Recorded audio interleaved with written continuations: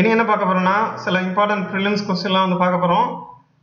அதாவது கிட்டத்தட்ட லெசன் வந்து முடிக்க போறோம். Source of the Indian constitution, அப்புறம் 7 features of the Indian constitution, அப்புறம் significance need of the constitution எல்லாமே வந்து பார்த்து வந்திருப்போம். இப்போ வந்து கடைசியா வந்து என்ன பண்ணியிருக்காங்கன்னா தமிழ்நாடு லெஜிஸ்லேட்டிவ் அசம்பிளி அப்பையில இருந்து இப்போ வரைக்கும் என்னென்ன இம்பார்ட்டன்ட் வந்து அவங்க வந்து நினைக்கிறாங்களோ சில பாயிண்ட்ஸ் வந்து மென்ஷன் பண்றாங்க. அதை பார்க்க போறோம். கூடவே என்னென்ன பார்க்க போறோம்னா இந்த பார்லிமெண்டரி டெமோக்ரஸி, அப்புறம் public accounts committee, joint sitting, select committee அப்படிலாம் வந்து டிஸ்கஸ் பண்ணியிருக்காங்க. அதை வந்து நம்ம வந்து பார்க்க போறோம். ஓகேலா, இதெல்லாம் வந்து என்னன்னா கான்ஸ்டியூஷன்ல இருக்கு அப்படின்றது வந்து நம்ம வந்து தெரிஞ்சுக்கணும். ஓகேலா, அதாவது பார்லிமெண்ட்னா என்னன்னு சொல்ற ஆர்டிகல் வந்து 79. அந்த பார்லிமெண்ட்ல என்ன இருக்கு அப்படின்னு சொல்ற ஆர்டிகல் வந்து என்னன்னா 79. இப்போ வந்து இதே வந்து என்ன பண்ணுவோம்னா ஆர்டிகல் 80 வந்து என்ன சொல்லுதுன்னா பார்லிமெண்ட் வந்து பிரசிடென்ட், பார்லிமெண்ட்னா என்னன்னா ஒரு பிரசிடென்ட், லோக்சபா, ராஜ்யசபா அப்படின்னு வந்து கொடுத்ததுன்னா அது வந்து தப்பு. அது வந்து அதை பத்தி சொல்ற ஆர்டிகல் எது? ஆர்டிகல் 79. நம்ம வந்து யோசிச்சு பார்ப்போம், பார்லிமெண்ட்னா பிரசிடென்ட் தான், ராஜ்யசபா லோக்சபா தான், கரெக்ட் தானே அப்படின்னு சொல்லி நம்ம டிக் பண்ணிடுவோம்.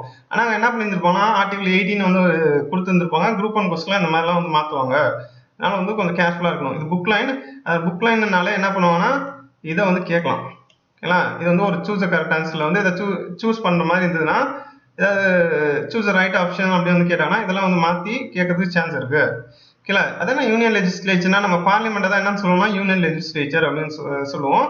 சட்டமன்றத்தை ஸ்டேட் லெஜிஸ்லேச்சர் அப்படின்னு சொல்லுவோம். ஓகேலா, பொதுவாக பார்லிமெண்ட் எப்படி இருக்கு? பை கேமரலா இருக்கு. அதாவது லோக்சபா, ராஜ்யசபா ரெண்டு இது இருக்கு. ஸ்டேட் லெஜிஸ்லேச்சருக்கும் வந்து என்னன்னா எம்எல்ஏ, எம்எல்சிஸ் நமக்கு இருந்தது. ஆனா என்ன பண்ணியிருந்தாங்கன்னா எம்ஜிஆர் வந்து அதை வந்து தூக்கிட்டாரு.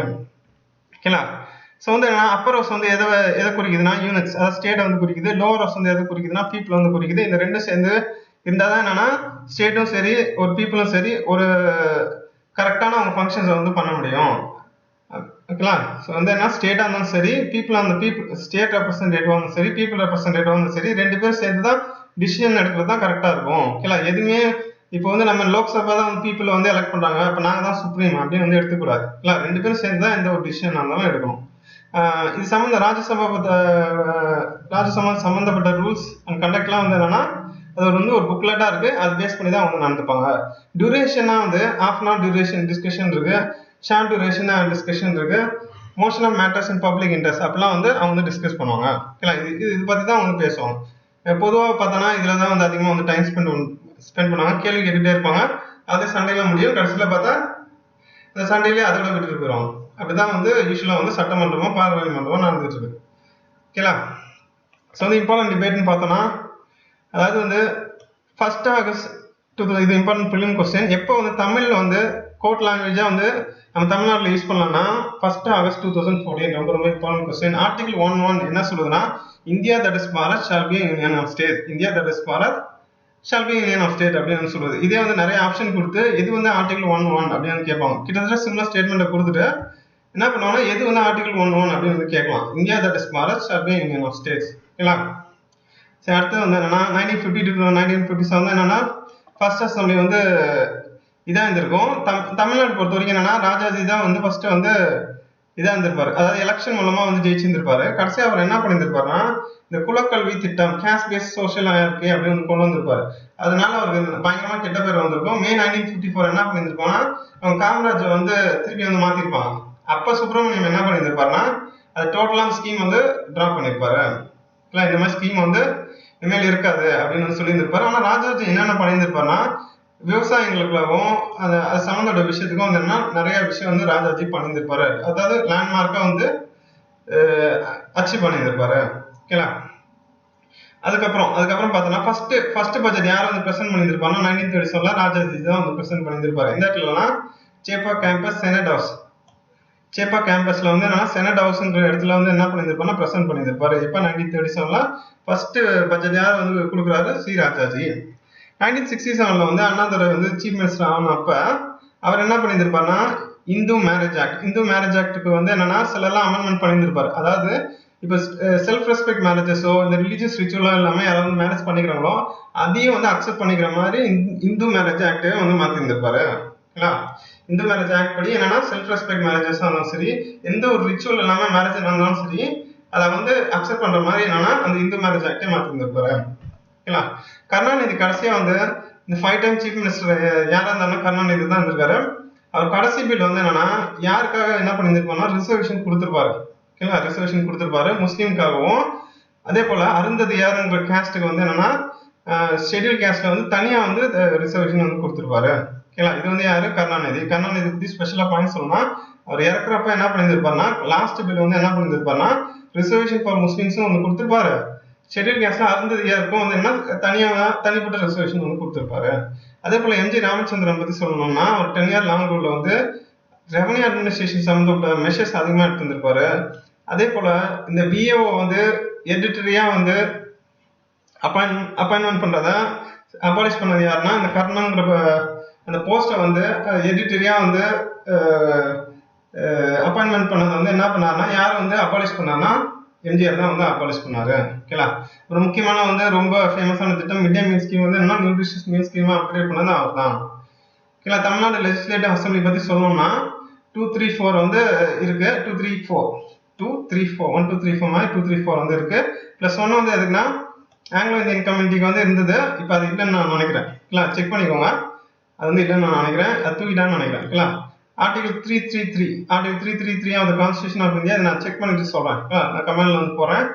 Article 333 of the constitution of India என்ன சொல்லுதுன்னா கவர்னர் வந்து ஒரு மெம்பர் வந்து அப்பாயின்மெண்ட் பண்ணலாம் ஆங்கிலோ இந்தியன் கம்யூனிட்டில இருந்து அப்படின்னு சொல்லுது. ஓகேங்களா, 234+1 அப்படின்னு நான் வச்சுக்கோங்க.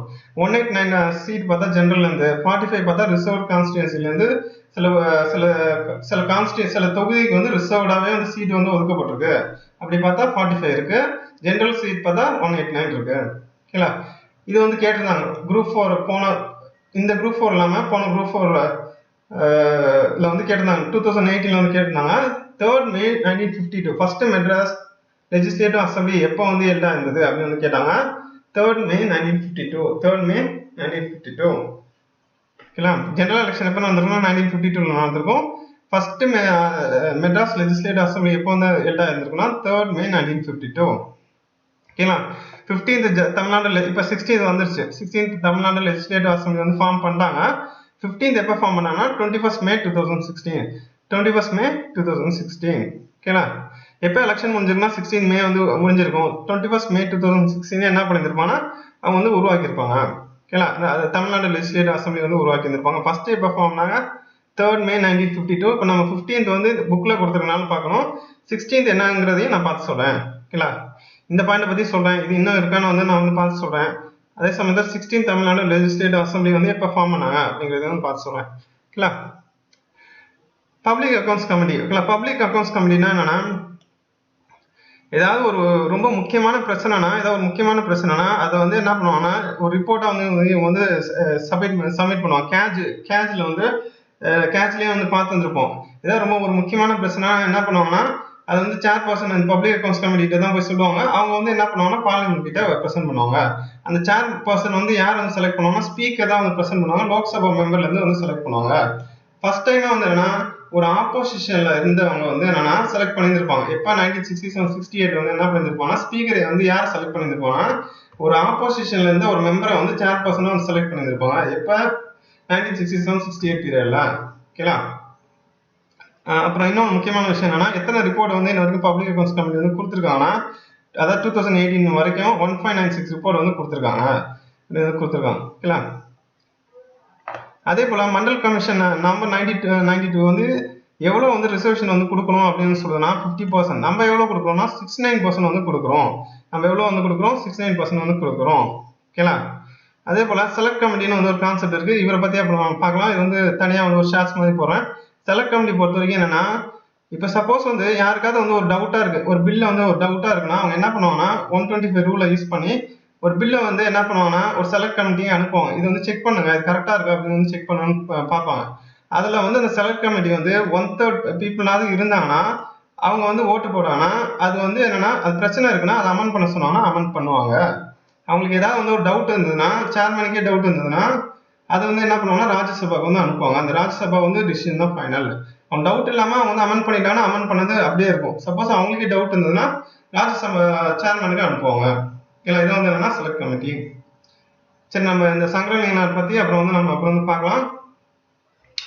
கிட்டத்தட்ட நம்ம வந்து ஃபுல்லா பார்த்துட்டோம்.